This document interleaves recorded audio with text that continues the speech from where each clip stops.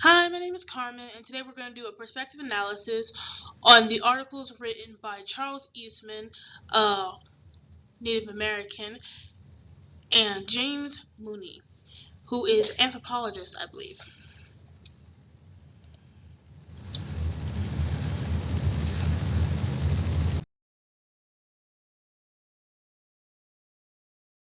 So we are talking about perspective today because perspective is important when you try to look at historical events in the past. Unfortunately, people embellish, there's always going to be misunderstandings, and people lie a lot when it comes to history. Perspective is one of those things where it can always shine a different light on things, and you can always see them as negative or positive, and sometimes those perspectives are the one way you can actually find the truth of the matter. Because if you don't look at all the perspectives, you're never going to get a somewhat unmuddled version of the truth. One story has countless versions, as stated, and reality is the question of perspective. You can't say that two groups of people are going to have the same mindset on a war, because you're not. One's always going to blame the other, and there's always just going to be different ways of looking at things.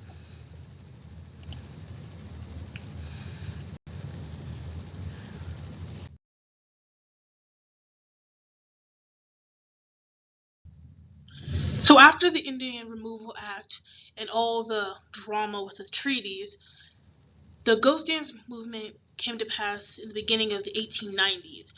The Indian Messiah Wolvac, I believe, I don't know if I'm pronouncing that name correctly, but Wolvac was starting a movement to try to bring hope to a lot of the displaced natives. The dance was supposed to be a way to bring back the ancestors so they could help them move and expel the white settlers from their land, hoping to reclaim their former glory. Unfortunately, like we said before, perspective matters, and for white settlers, they viewed this as a religious craze, that's something that would be evil or rebellious, and it ended quickly.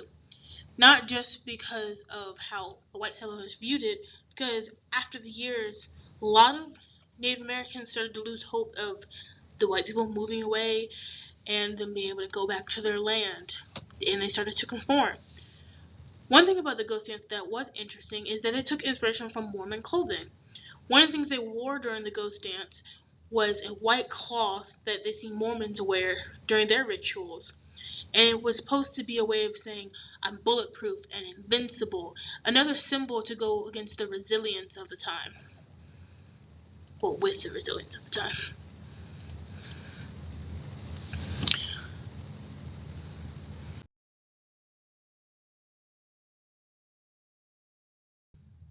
As said, Charles Eastman is a native himself, coming from the Yagachi tribe. Again, sorry with the names. His perspective on the ghost dance was one told with a lot of passion. His article was told with presence because he had first-hand accounts of the Wounded Knee massacre and doing the ghost dance himself.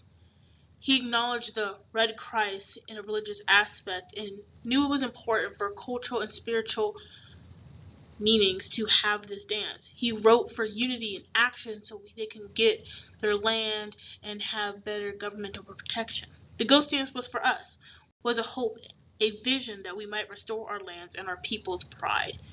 He didn't really want to conform. He wanted to fight for his Native American rights, and he wanted to keep doing it.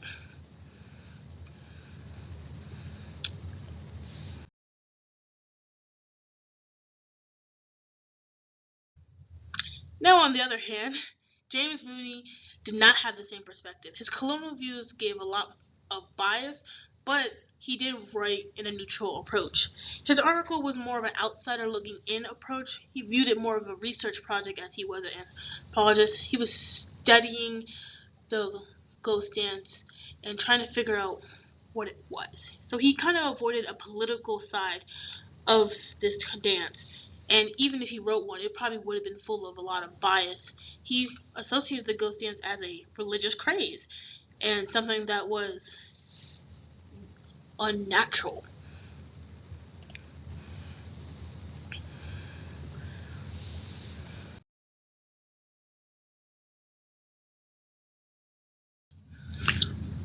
Charles Eastman had presence, and his forefront of his article was about the importance of religion, culture, and spirituality.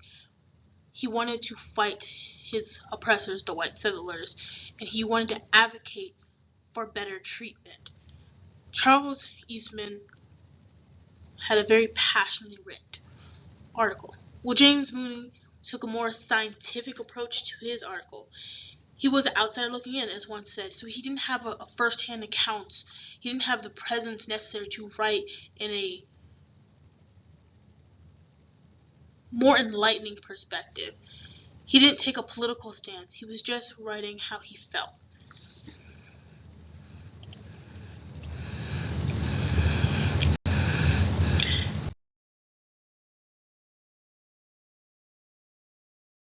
As I said, the ghost dance was viewed negatively, and they thought it was the start of an uprising that would end in killing or bloodshed for white settlers, which this is wrong.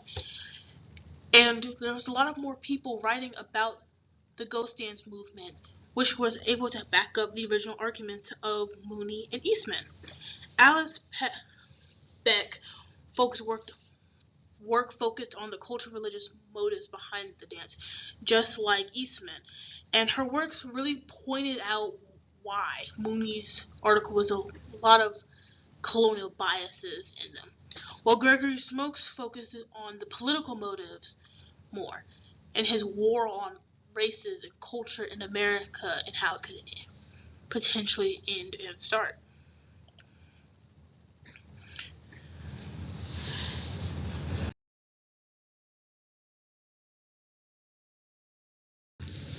As more people wrote about the movement, activists came out and started forming groups. Some of the two main ones that we discussed were Kalasa, forget me names.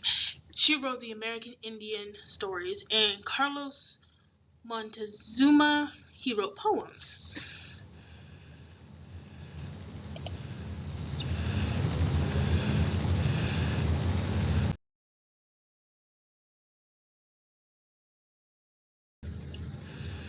One of the organizations that was founded was the Society of American Indians. It was founded in 1911, so about 15-20 years after the movement of the ghost dance started. And these were the founders: Charles Eastman, Dr. Carlos Montezuma, Arthur Parker, and John Kohler. Oh, I didn't see that giant O. They began in Ohio, but they quickly went and spread. Their goals were to promote their rights, advocate for legal and political reform. They wanted land, and they wanted to guarantee that it was their land, and to improve education without all the beating and manipulation, trauma, a lot of that. Zikala Sa, she was a member of SAI and later founded the National Council of American Indians.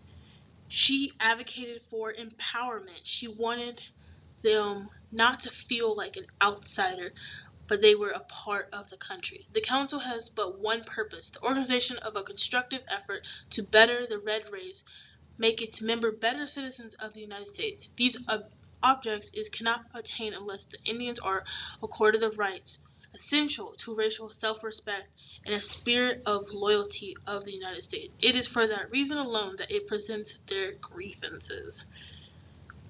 She was very careful in her writing because she wanted to expose the injustices of the agents and the U.S. government and white settlers in general, but she also knew that she had to be careful on how she wrote it. She didn't come out aggressively. She didn't get emotional. She wrote in a very neutral, comforting tone. She made sure she had non-natives back her writing and even gave prelogues and pre-introductions playing into the lazy Native American tropes of them being uneducated or not as great as writers as them, and using that to her advantage to get her message to non-whites, because ultimately they wanted non-indigenous, I said non-white at first, didn't I, to support them, because they knew they couldn't do it on their own.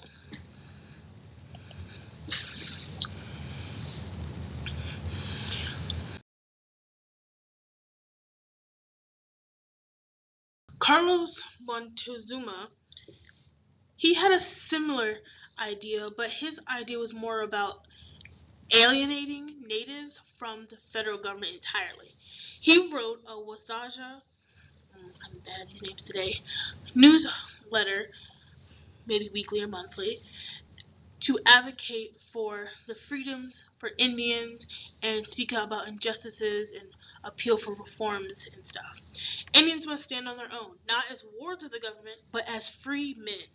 He wanted to sever ties with the federal government and demand for self-determination. And he was a very educated man, and he wanted to spread the word. Again, this was just another way of trying to get non-indigenous on their side for better advocacy.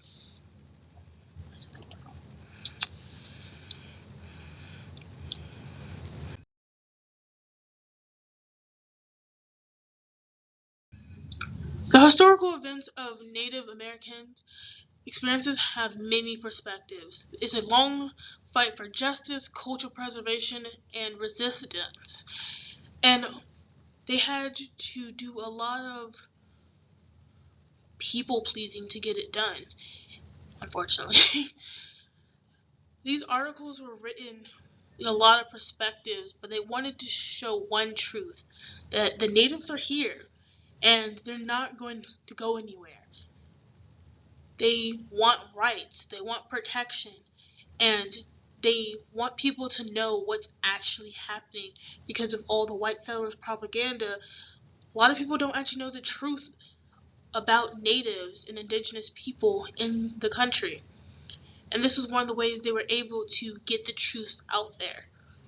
Because once people can't be manipulated by a single narrative, it's a lot harder to oppress and constrict flows of information.